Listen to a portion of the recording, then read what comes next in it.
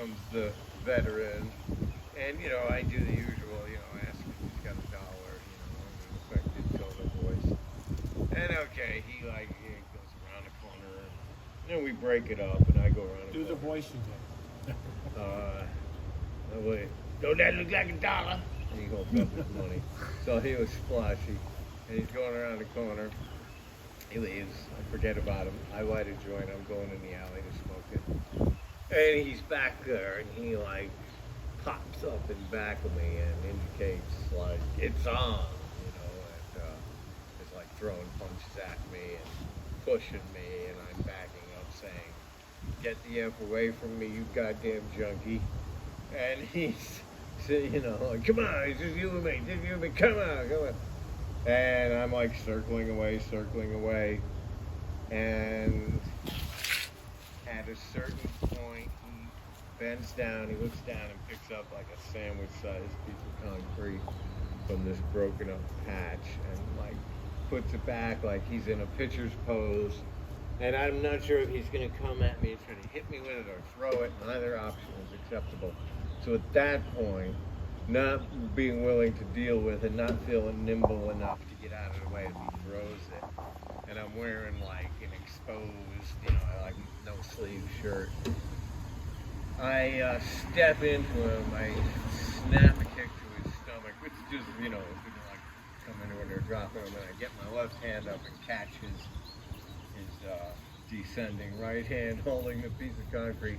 We grapple there for a moment, and he's getting the better of me, pushing me in, and we're all kind of getting on top of me, and then he manages to push the piece of concrete into my face from about a foot away, and then we're grappling with this piece of concrete in my face, and all the while he's kind of getting the better, and neither of us can really strike the other, and then he drops the concrete, and then I'm pushing into the wall, down, and then I get him in a headlock, and actually that's when I tore my, a piece of bone at the tendon. You got him in a headlock? Yeah, I had him in a headlock. He had a very unpleasant experience. This wasn't the fight he was looking for at all. Yeah. At least there's that. What's that? At least there's that, yes. And what saved me, the whole time I'm screaming, "Help, call the police, help," at the top of my lungs. And sure enough, if Linda Choser wasn't in the church doing something in the kitchen, looks out the window, calls the police, and at the point where I was done, he got out of the headlock. He got out of the thumb lock. I'm holding his thumb for a long time, and now that's one arm he can't, but then he's also getting me so. And as we come up, I finally release him, the headlock with thumb. We come up together, and he's got me in what's called a guillotine, and it was okay, I think this is it. I think he's going to choke me out. And just then I hear, "Get off of Fred." And it's Linda. She called the cops. And it takes forever, and who are you? What's your favorite color? What are the color of your eyes? And so when I hear "Get off of Fred," she came out, and there was someone else there, I think. At that point, he let me go, and he walked away saying, "He hit me. And I just I caught my breath. I'm so surprised I didn't like it. My heart didn't explode. I was haven't been that out of breath in forever. And so sure enough, it was a quick minute, but that the cops got there, and I start giving my story, and then the witness, the independent witness, if it wasn't for her, it never happened. As the cop said, "Well, you got your story, he's got his," and then he goes, "But there was a witness, so she doesn't work for you." And so that was it, oh my God, yeah.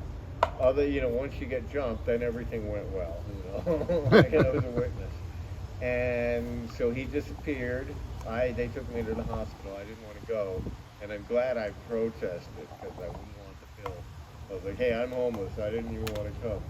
And they're like, "Well, the two orderlies and the cop there, they kind of gave me the impression I had no choice to get in the ambulance."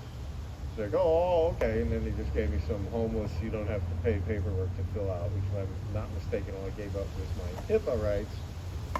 And took some x-rays and gave me a consent to treatment form to sign before other things could be done. He bit me at one point, so maybe test or something.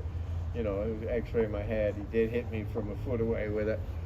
But so they x-rayed the shoulder and determined like a piece of bone had actually broken off a little nub that the tendon or whatever holding the muscle attaches to. But when I didn't sign any consent to treatment, that was like, okay, that's about all we're going to do there. And I'm really glad I did do that, just to know exactly what it was. And it's going to be 6 to 10 weeks. And now I can use it enough to do most of the things. I can hold a blower in my left hand. Oh, that's what I was worried about. You lose that blower hand. And Yeah, you're no, fucked. I got the handheld blower.